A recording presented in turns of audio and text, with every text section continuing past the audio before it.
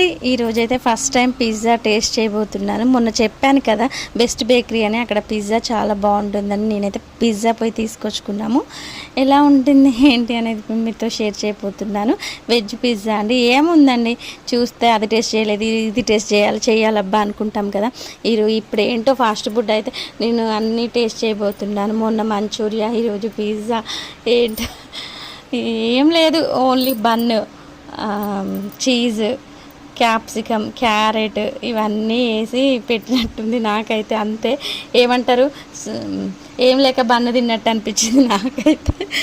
Okay అండి, first time taste చేయాలని ఏదో ఆతృతగా చేశాను, కానీ ఓకే పర్లేదు అనిపించింది.